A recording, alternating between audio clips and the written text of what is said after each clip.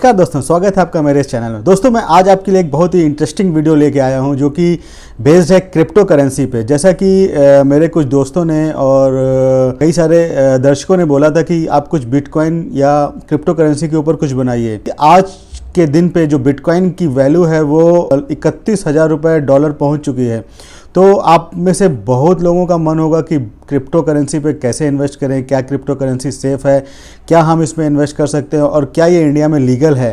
तो आपके इन्हीं सब सवालों का जवाब देने के लिए मैंने आज का ये वीडियो बनाया। तो दोस्तों अंत तक बने रहिए मेरे साथ। मेरे इस वीडियो पर मैं आपके सभी प्रश्नों का हल दूंगा और इतने आसान तरीके से हल दूंगा कि आपको इस वीडियो को देखने के बाद फिर कहीं और जाने की ज़रूरत नहीं पड़ेगी।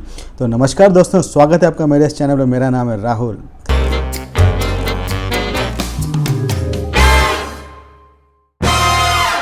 तो दोस्तों जैसा कि आप लोग देख रहे हैं कि बिटकॉइन ने पिछले एक साल में 300% से ज़्यादा का रिटर्न दिया और आज जो बिटकॉइन की वैल्यू है, जो जनवरी 2021 में जो बिटकॉइन की वैल्यू है वो 31,000 रुपये पर डॉलर पहुंच चुकी है। यानी कि मोटा मोटा ये 24-25 लाख रुपए के बराबर हो चुकी है एक बिटकॉइन की वैल्यू। तो बिटकॉइन ने अपना all time high price touch किया है, तो जिसकी वजह से इसकी चर्चा फिर से मार्केट और मीडिया में होने लगी। तो मैंने सोचा ये सही टाइम होगा इसके ऊपर एक एजुकेशनल वीडियो बनाने का और आपको एक्सप्लेन करके समझाने का कि बिटकॉइन क्या है, क्या इसका इतिहास है। तो बात आज से 12 साल पहले की 31 अक्टूबर 2008 को एक इंसान जिसका नाम है सतोशी नाकामोटो, इन्होंने इंटरनेट पे एक पेपर पब्लिश किया। सतोशी का मेन मकसद पेपर की पहली लाइन से साफ नज़र आ गया कि version of electronic cash that would allow payment to be from one party to another party without intervention of a financial institution और government. Crypto currency is a digital asset, इसके ऊपर सेंट्रल बैंक या किसी financial institution का कोई नियंत्रण या control नहीं है। जैसा कि यूएस डॉलर का कंट्रोल उसका सेंट्रल बैंक करता है और इंडियन करेंसी के ऊपर आरबीआई करता है, तो क्रिप्टो करेंसी के ऊपर किसी का कोई कंट्रोल नहीं है। कुछ समय क्रिप्टो करेंसी सिर्फ एक आइडिया था एक सतोशी नाकामोटो के मन में, बट अब लाखों करोड़ों की ट्रेडिंग होती है क्रिप्टो एक्सचेंजेस पर, जैसे शेयर की ट्रेडिंग होती है नॉर्मल स्टॉक मार्केट्स पर। तो दोस्तों सतोशी नाकामोटो के कंसेप्ट को समझने के लिए हमारा जो फाइनेंशियल सिस्टम है वो भरोसा या ट्रस्ट के आधार पर है। तो दोस्तों जैसा कि 100 रुपये के नोट पर लिखा होता है, आरबीआई का गवर्नर लिखता है कि मैं धारक को 100 रुपये अदा करने का वचन करता हूं, तो इसी वचन की कीमत है जिसकी वजह से उसकी 100 रुपये की कीमत है।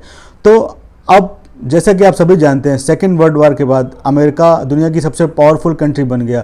बाकी सभी कंट्रीज़ को अपनी करेंसी को यूएस डॉलर के साथ जोड़ना पड़ा और यूएस डॉलर जो कि गारंटीड था सोने के भंडार से, यानी कि गोल्ड रिजर्व से। तो एक्चुअल वैल्यू जो होती है वो सोने और चांदी में ही होती है, बट सोने को अपनी पॉकेट में लेके घूमना तो पॉसिबल नहीं है। तो उसकी वजह से कन्वीनियंस के लिए करेंसी नोट बनवाया गया। लेकिन 1971 में यूएस ने इस गोल्ड स्टैंडर्ड के रूल को ख़त्म कर दिया। उसके बाद से बाकी सारी कंट्रीज़ के सेंट्रल बैंक्स अपनी मर्ज़ी से करेंसी को छापते हैं। लेकिन इन सब से क्या लेना देना है बिटकॉइन और क्रिप्टो करेंसी को? यही कि आप अंदाज़ा लगा सकते हैं दोस्तों कि सरकार और बैंक, सेंट्रल बैंक्स स्पेशली कितने पावरफुल होते हैं कि वो पैसों के ऊपर और मॉनेटरी पॉलिसी की वजह से वो उसके ऊपर कंट्रोल करते हैं। तो बात यह है कि आप बैंक में जब पैसे जमा करते हैं तो बैंक उन पैसों से लोन देता है और वो उससे प्रॉफिट अर्न करता है और उसी प्रॉफिट का कुछ हिस्सा वो आपको शेयर के रूप में दे देता है। और बट अक्सर पिछले कुछ सालों में देखा गया है कि काफ़ी सारे लोन डिफ़ॉल्टर हो गए, बैंक्स ने कुछ जो लोन दिए वो गलत दे दिया, इसकी वजह से उनके एनपीएस का रेशियोज़ जो है वो बढ़ता जा रहा है।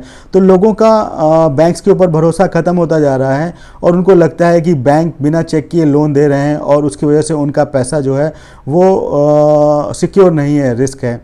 तो कुछ महीनों में आपने देखा कि 3 डिपॉजिट बैंक्स फेल हुए, यस बैंक, पीएमसी बैंक और लक्ष्मी विलास बैंक। लेकिन सरकार के डिसीजंस भी आम आदमी के फाइनेंशियल फ्यूचर को खतरे में डाल सकते हैं। जैसा नवंबर 2016 सबको याद होगा, डीमोनेटाइजेशन, एक झटके में 500 और 1000 के नोट बेकार कर दिए सरकार ने।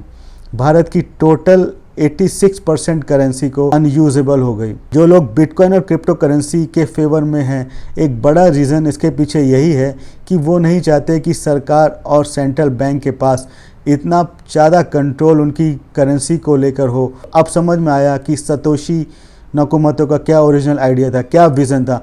सतोशी ने बिटकॉइन को एक अल्टरनेट फाइनेंशियल सिस्टम से इमेजिन किया था, यानी एक सॉफ्टवेयर टेक्नोलॉजी पे आधारित उसने किया, और ये थर्ड पार्टी के कंट्रोल से बाहर होगा। और आपको याद होगा शायद 2008 की जो ग्लोबल इकोनॉमी का जो क्राइसिस हुआ था, लेमन ब्रदर्स जैसे बड़े इन्वेस्टमेंट बैंक कंगाल हो गए। इसी माहौल के बाद दोस्तों क्रिप्टो करेंसी का जन्म हुआ। बिटकॉइन सबसे पहले आया, उसके बाद उसके कई सारे क्रिप्टो करेंसी आई, जैसे इथेरियम, लाइटकॉइन, रिपल, इथेरियम, और इनफैक्ट इस साल की शुरुआत में 2000 से ज़्यादा क्रिप्टो करेंसी अवेलेबल थी इंटरनेट पर। तो अब आते हैं दोस्तों काफ़ी कॉम्प्लिकेटेड मुद्दे पर कि क्रिप्टो टेक्नोलॉजी आखिर काम कैसे करती है। सारे बिटकॉइन ट्रांजैक्शन का एक पब्लिक खाता होता है, एक पब्लिक अकाउंट होता है जिसे लेजर कहते हैं, डिजिटल फॉर्म। अब ऐसा समझ लो कि ये जो खाता है, इस खाते की कॉपी हर एक सिस्टम में होती है जो कि बिटकॉइन का खुद का हिस्सा है। जो लोग ये सिस्टम चलाते हैं उन्हें माइनर्स कहते हैं। माइनर्स का काम है कि ट्रांजैक्शंस को वेरीफाई करना। मान लो कि एक को बी या बी के अकाउंट में 2 बिटकॉइन भेजने हैं, तो माइनर्स को कंफर्म करना पड़ेगा कि आपके खाते में 2 बिटकॉइन हैं भी या नहीं हैं। तो ट्रांजैक्शन कंफर्म करने के लिए माइनर्स को एक कॉम्प्लिकेटेड मैथमेटिकल फॉर्म करनी पड़ती है। और आपने शायद स्कूल में वेरिएबल्स पढ़ा होगा, हर एक बिटकॉइन ट्रांजैक्शन में एक वेरिएबल होता है। माइनर्स का काम होता है इनको ढूंढ कर निकालना। अब ऐसा नहीं है कि ये पेन और पेपर लेके बैठ जाते हैं इसको सॉल्व करने के लिए। ये सारे कैलकुलेशन जो होते हैं कंप्यूटर्स पर ऑटोमेटिकली किए जाते हैं, क्योंकि ये इक्वेशन बहुत ज़्यादा कॉम्प्लिकेटेड होती हैं। इसके कॉम्बिनेशन, परम्यूटेशन, कॉम्बिनेशन करोड़ों में होते हैं। इसी रीज़न से इन माइनर्स को बहुत ही कॉम्प्लेक्स और हाई प्रोसेसिंग पावर वाले कंप्यूटर्स की ज़रूरत होती है। एक बार इक्वेशन सॉल्व हो गई तो फिर नेटवर्क के दूसरे कंप्यूटर उसे कंफर्म करते हैं और ये ट्रांजैक्शन ही उस चेन में ऐड हो जाता है। ट्रांजैक्शन का ये एक ब्लॉक बन जाता है और इसलिए इस टेक्नोलॉजी का नाम है ब्लॉकचेन। और माइनर्स को क्या मिलता है ये सब करने में? माइनर्स को इनाम के रूप में सबसे कीमती चीज़ मिलती है, बिटकॉइन। इस सिस्टम को प्रूफ ऑफ वर्क कहते हैं कि माइनर्स को प्रूफ करना पड़ता है कि उन्होंने इतना ज़्यादा कंप्यूटेशन वर्क किया, इसके रिटर्न में उनको रिकॉर्ड मिलता है बिटकॉइंस में। लेकिन अगर ये पूरी एक्सप्लेनेशन आप एक सर के ऊपर से बाउंस हो गई हो तो निश्चित परेशान ना हो, मैं आपको इसको एक और आसान तरीके में समझाता हूँ। चलिए समझते हैं। सपोज़ ए के पास 5 बिटकॉइन है, वो 5 बिटकॉइन को बी को बेचना चाहता है। तो अब बी को तो पता नहीं कि ए के पास कितने बिटकॉइन है। तो अब ये जो ए के पास 5 बिटकॉइन है, इसका डाटा का लेखा जोखा जो है वो लाखों कंप्यूटर्स के पास है इनक्रिप्टेड फॉर्म में।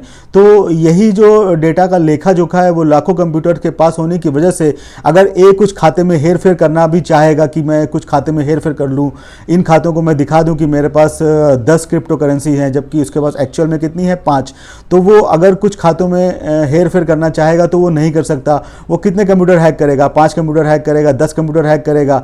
बट इस तरीके से वो जो है लाखों कंप्यूटर्स में जो डेटा सेव है वो भी इनक्रिप्टेड फॉर्म में, उसको वो हैक नहीं कर सकता। मतलब एक तरीके से ये इम्पॉसिबल है।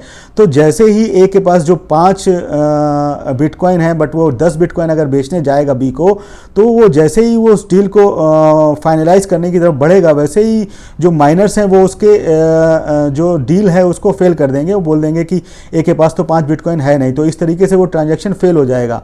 तो अब अगर सपोज ए 5 बिटकॉइन ही बी को बेचने जाएगा तो वो डील सक्सेसफुल हो जाएगी, क्योंकि ए के पास ऑलरेडी 5 बिटकॉइन है, वो उसको बी को 5 बिटकॉइन बेच देगा। तो अब जो डेटा में जो मौजूद सिस्टम है वो ए के पास से 5 बिटकॉइन हटा के बी के पास 5 बिटकॉइन है उसको वो दिखा देगा। तो जैसा कि मैंने आपको बोला कि जो बिटकॉइन में जो तेज़ी का जो सिलसिला है वो डिमांड एंड सप्लाई पर आधारित है। तो जैसा कि आपको पता है कि डिमांड जैसे जैसे इसकी बढ़ रही है वैसे वैसे इसका प्राइस बढ़ता जा रहा है, क्योंकि इसकी सप्लाई निश्चित है। तो जब इसका इन्वेंशन हुआ तो उस समय ये बोला गया था कि सिर्फ 21 मिलियन बिटकॉइन ही मार्केट में आएंगे। तो चूंकि इसका सप्लाई तो निश्चित है बट इसका डिमांड बढ़ता जा रहा है, इसकी वजह से इसका प्राइस भी बढ़ता जा रहा है। और दोस्तों बिटकॉइन का जो इतनी तेज़ी से जो है इसका यूज़ हो रहा है वो इसलिए हो रहा है कि जैसे आप मनी का ट्रांसफ़र करते हैं तो बैंक के पास आपकी आइडेंटिटी रहती है कि आपने इस व्यक्ति व्यक्ति को पैसा दिया है या उस व्यक्ति ने आपको पैसा दिया। बट क्रिप्टो करेंसी एक ऐसी करेंसी है जिसके पीछे कौन है उसका पता लगाना मुश्किल है। मतलब उसका आप पता नहीं लगा सकते कि ये किसने ट्रांसफ़र की है, क्योंकि ये एक डिजिटल करेंसी है। इसके पीछे जो है कई सारी चेन होती हैं, हैश कीज होती हैं, ब्लॉकचेन्स टेक्निक होती है। और क्रिप्टो करेंसी फेमस क्यों हुई उसका एक मैं आपको बेहद ही आसान सा एग्जांपल दूंगा। जैसे कि आप सपोज कोई एक्सपोर्टर हैं या इंपोर्टर हैं, वो किसी दूसरे देश से सामान मंगाया या खरीदा, तो अब उस सामान को मंगाने या खरीदने के बदले में वो उसको पैसा देगा, और उस पैसा को देने के लिए आपको उस कंट्री के जो नियम है, जो रूल्स है, उसको फॉलो करने पड़ेंगे। बट और उसमें आपको कुछ कमीशन देना पड़ेगा, आपको कुछ चार्जेस पे करने पड़ेंगे। बट क्रिप्टो करेंसी या बिटकॉइन में ऐसा होता ही नहीं है। बिटकॉइन में आपने क्या किया, आपने किसी से कुछ माल मंगाया और उसको बिटकॉइन डिजिटली ट्रांसफर कर दी। उस बिटकॉइन को डिजिटली ट्रांसफर करने में आपको एक पैसे का भी चार्ज नहीं लगा, और आपके ऊपर किसी भी तरीके की कोई लायबिलिटी नहीं है, किसी भी तरीके का कोई डॉक्यूमेंटेशन नहीं है। जैसा इस वजह से बिटकॉइन का फैलाव और हुआ। जो लोग चाहते हैं कि उनका नाम ना आए वो पैसे के ट्रांसफ़र करने में, या किसी भी तरीके से इलीगल जो आजकल साइबर अटैक जो हो रहे हैं, तो साइबर क्रिमिनल्स जो है वो बिटकॉइन में ही पैसे की डिमांड करते हैं। क्योंकि बिटकॉइन में पैसा आने के बाद उनके बारे में पता लगाना सरकार के द्वारा मुश्किल हो जाता है। तो इस वजह से बिटकॉइन का जो है वो इस वजह से बिटकॉइन एक सेफ हेवन करेंसी है, जिसको लोग अपनी आइडेंटिटी छुपाने के लिए लेना पसंद करते हैं। तो ले चलता हूं अपनी कंप्यूटर की स्क्रीन पर, तो चलिए चलते हैं। अब देखिए, मैं आपको बिटकॉइन का एक चार्ट दिखाता हूं जो कि दिसंबर 2017 से दिसंबर 17 2020 के बीच का है। तो ये देखिए, शुरुआत में आप ये देख सकते हैं कि 2014 में जो है इसकी वैल्यू कितनी थी, आप देख सकते हैं इसकी वैल्यू 2014 में 0 थी। ठीक है, 2014 में इसकी वैल्यू 0 थी। उसके बाद दिसंबर 15 2018 में इसकी वैल्यू 3,212 रुपये पर डॉलर हुई। उसके बाद दिसंबर 17 2017 में इसकी वैल्यू 19,166 रुपीज़ थी। उसके बाद जुलाई 11 2019 में इसकी वैल्यू जो है 12,054 रुपये डॉलर थी। मार्च 16 2020 में इसकी वैल्यू 5,355 रुपये 19 पैसे थी, और दिसंबर 17 2020 में इसकी वैल्यू 21,310 रुपये डॉलर है। और आज जनवरी 4 को इसकी वैल्यू जो है वो 31,000 रुपये डॉलर पहुंच चुकी है। यानी कि इसमें जो तेजी का दौर है वो चालू है। अब आपके मन में होगा कि हम बिटकॉइन को कैसे एक्वायर करें। One can either mine a new bitcoin if they have the computing capacity, purchase them by exchange, और acquire them in over the counter person to person transaction. A bitcoin exchange function like a bank where a person buys and sell bitcoin with traditional currency. तो आप rupees से, dollar से, euro से, pound से बेच के उसको खरीद सकते। अगर आपको ये समझ नहीं आ रहा है बिटकॉइन कैसे खरीदें, किस एक्सचेंज खरीदें, तो आप मुझे कमेंट्स के माध्यम से बोलिए, मैं उसके बारे में भी एक इंफॉर्मेटिव वीडियो अपलोड कर दूंगा कि कैसे आप बिटकॉइन में ट्रेडिंग कर सकते हैं। तो क्योंकि इस वीडियो में अगर मैं डालूंगा तो बहुत लंबा हो जाएगा। तो अगर आपको समझना है कि बिटकॉइन को कैसे परचेज करना है तो मुझे कमेंट में डालिए, मैं उसके बारे में एक वीडियो निफ्टी सी डाल दूंगा। ठीक है। The price of a bitcoin keeps fluctuating. Miners are the people who validate a bitcoin transaction and secure the network with their hardware. The bitcoin protocol is designed in such a way that new bitcoins are created at a fixed rate. No developer has the power to manipulate the system to increase his profits. One unique aspect of Bitcoin is that only 21 million units will have ever be created. तो जैसा कि मैंने आपको बोला था कि demand और supply का जो कंसेप्ट है उसमें सप्लाई लिमिटेड है। Only 21 million units will ever be created, मतलब सिर्फ 21 मिलियन बिटकॉइन ही क्रिएट होंगे। तो इस वजह से जो उसका डिमांड बढ़ रही है तो सप्लाई निश्चित है, इस वजह से उसका प्राइस और बढ़ रहा है। However, transaction can be denominated in sub units of Bitcoin. A Satoshi is the smallest fraction of a Bitcoin. तो सतोशी जो है वो बिटकॉइन का स्मॉलेस्ट यूनिट है। सपोज आप कहें कि मुझे 1,000 रुपए का बिटकॉइन चाहिए, तो जैसा कि आप देख रहे हैं कि $31,000 का एक बिटकॉइन है, तो आपका उसका फ्रैक्शन में, कई सारे फ्रैक्शन में आपको बिटकॉइन मिल जाएगा, बट आपको मिल जाएगा। आप इसको 100 रुपीज में भी परचेज कर सकते हैं। तो what has led to rise in bitcoin prices? According to those closely watching the currency, the price have been driven by various factors including increased acceptance during the pandemic globally. Large players like payments from PayPal and Indian lenders like State Bank of India, ICICI Bank, HDFC Bank and Yes Bank have given legitimacy to cryptocurrency through some of their decision. For example, these Indian banks reportedly have allowed their customers to use their bank accounts to fund cryptocurrency trading. In India, accounts of several exchanges were frozen by financial institutions back in 2018 following a fiat from a Reserve Bank of India that barred banks from their system for cryptocurrency related transaction. However, the Supreme Court ruled against this order in March this year.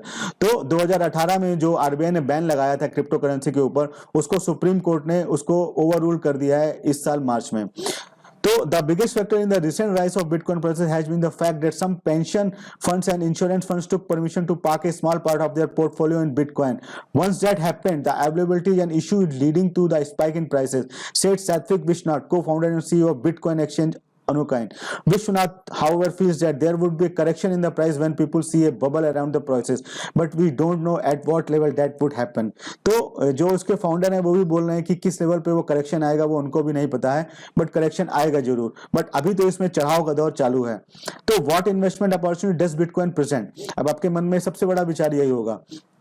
The first advocates of Bitcoin did not intend it to be used as an asset, but the mushrooming of exchange turned it into one. Traditional investment experts are worried of Bitcoin as investment. We are not offering advisory on Bitcoin investment.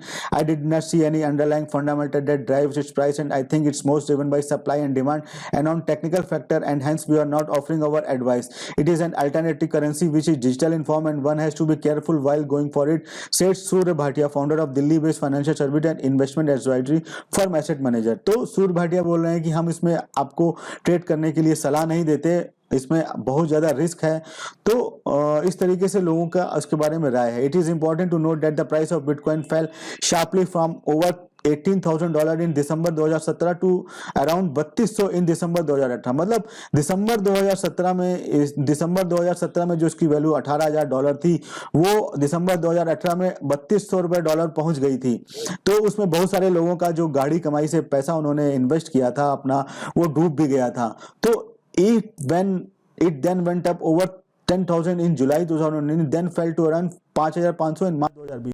इसमें इस समय कितनी तेजी से उतार चढ़ाव का दौर चालू है, और ये एक हाई रिस्क करेंसी है. हाई रिस्क जिसको मैं बोलता हूं, जितना हाई रिस्क उतना ज्यादा इसमें आपको प्रॉफिट दिखा रही है ये अभी. तो it has an sharp rally since then. See chart जैसा कि मैंने आपको दिखाया, ठीक है. तो अब लोगों के मन में विचार होगा how to invest. The banking ban imposed by RBI in 2000 was in practice only a partial ban and by no means had it rendered. तो ये मैंने आपको बताया है कि अभी उसको आरबीआई ने जो बैन लगाया था 2018 में, वो मार्च 2020 में सुप्रीम कोर्ट ने उस बैन को हटा दिया है. तो अब आप रुपीस से भी उसको एक्सचेंज कर सकते हैं, क्रिप्टो करेंसी को आप इंडिया में परचेज कर सकते हैं, उसमें ट्रेड कर सकते हैं. ये किसी भी तरीके से इलीगल नहीं है. तो it is fairly simple to understand that basic of crypto currency trading for it is very similar to how trading take place on a stock market. Just like share are bought and sold at varying prices with the hope of earning a profit, bitcoins and altcoins are traded on crypto exchanges such as CoinDCX. That differentiating factor here is that trading of crypto assets take place in exchange for other cryptos and fiat currencies such as INR. The first step of course is to choose the right platform to start trading on. Up, invest in Bitcoin in India. Trading may seem like tricky business, but it is easier than you had imagined. In fact, with a versatile platform like CoinDCX, even a first-time user can set up an account and learn the basics of trading in a breeze. The first step after signing up is to verify your credential in a quick KYC procedure and follow up with linking. तो आप उसमें KYC के through अपना KYC करेंगे, pan देंगे, आधार देंगे, अपने bank account का डिटेल देंगे, उसके बाद उसमें ट्रेड कर सकते हैं.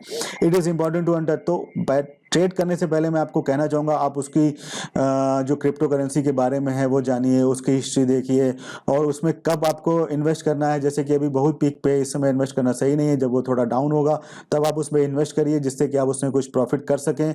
तो और इसमें आपका जो बाइंग पावर है वो आपकी कैपेसिटी पे डिपेंड करता है. आप उसमें कितना पैसा लगाना चाहते हैं, कितना आप उसमें इन्वेस्ट करना है, कि आपका जो रिस्क एपेटाइट है वो कितना है, आप कितना रिस्क बियर कर सकते हैं, वो सब आपके ऊपर, रिस्क एपेटाइट के ऊपर डिपेंड करता है कि आप उसमें कितना पैसा इन्वेस्ट कर सकते हैं। तो दोस्तों आशा करता हूँ आपको मेरा ये वीडियो पसंद आया होगा। तो अगर आपको मेरा ये वीडियो पसंद आया तो प्लीज़ इसे लाइक करें, शेयर करें, सब्सक्राइब करें और हाँ, अपने दोस्तों को ज़रूर फॉरवर्ड करें और बेल आइकन को प्रेस करना मत भूलें, जिससे कि आपको मेरे नए नए वीडियो के इंटीमेशंस मिलते रहें और आप मेरे साथ बने रहें।